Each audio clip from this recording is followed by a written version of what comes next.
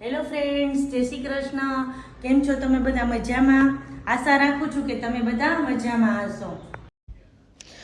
આજે હતો મારો બર્થડે એટલે ભગવાનને સરસ પગે લાગ્યું. જોકે આપણે રોજે લાગતા જ હોય, પણ આજે દ્વારકાધીશનો હુકમ આવ્યો હશે તો દર્શન કરવા નીકળી ગયા છે દ્વારકા જવા માટે.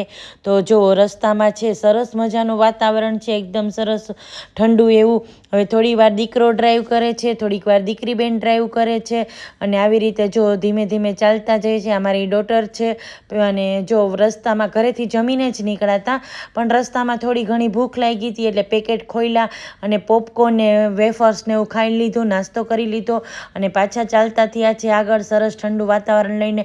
હવે ગાડીને પણ થોડો જમાડવાનો ટાઈમ થઈ ગયો હતો, તો જો ત્યાં પેટ્રોલ પંપે ગયા છીએ અને કારમાં પણ ડીઝલ પુરાવી દીધું છે. રસ્તામાં જો ઊંટ નીકળાતા તો એ પણ જોવાની બહુ મજા આવી. નાનું એવું બચ્ચું પણ સાથે ચાલતું હતું.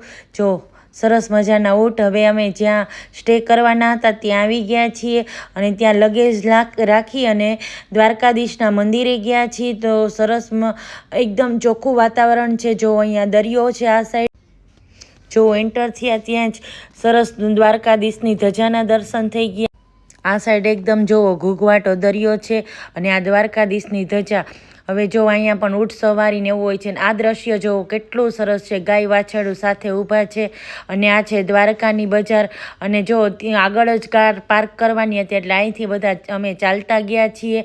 અને મંદિરમાં ફોન લઈ જવા નથી દેતા. એ તો જે બધા ગુજરાતી છે આપણે એને ખબર જ હોય છે કે મોટા મંદિરમાં લઈ નથી જવા દેતા. હવે દર્શન થઈ ગયા હતા અને નીકળી ગયા હતા અને પાછા અમે જ્યાં સ્ટે કરવાના હતા ત્યાં આવી ગયા છીએ. ત્યાં ડિનર કર્યું અને આ જો લાઈવ મ્યુઝિક પણ સાંભળ્યું છે. આજે કંઈક દ્વારકાધીશની કૃપા હશે તો આજે મારા બર્થડેના દિવસે દ્વારકાધીશના દર્શન થયા. અને મંદિરમાં છે ને આજે બહુ જ ભીડ પણ હતી કે લાઇનમાં પણ સારી વાર ઊભું રહેવું પડ્યું હતું. હવે એ બધું પત્યું છે અને અહીં દ્વારકાથી મેં શું લીધું છે ને હું તમને ઘરે આવીને અનબોક્સ કરીશ અને બતાવીશ. તો ચાલો મળીએ.